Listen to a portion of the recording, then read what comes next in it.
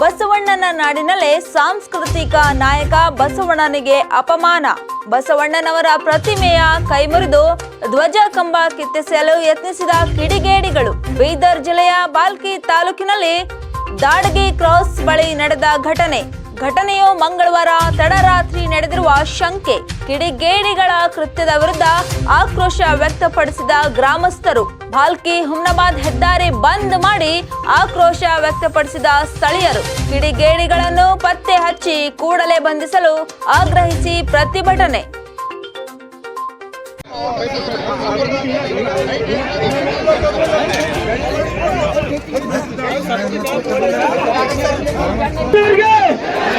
ವಿಶ್ವಗುರು ಬಸವಣ್ಣನವರಿಗೆ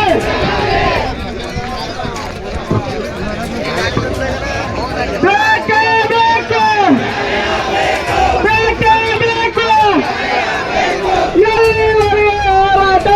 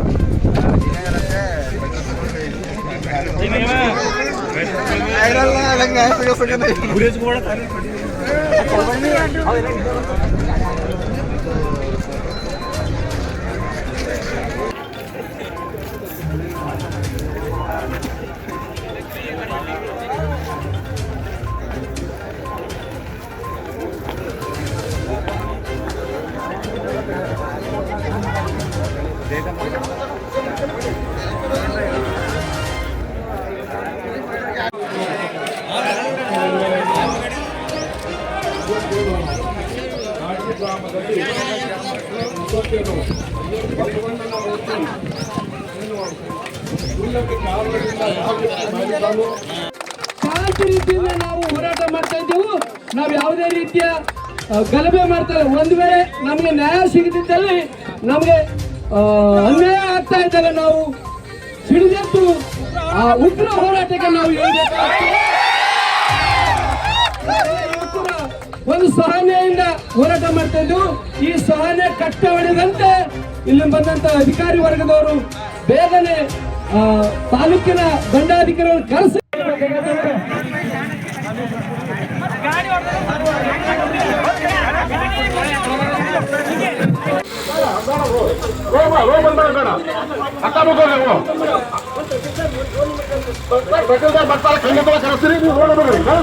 ಬರ್ತಾರೆ.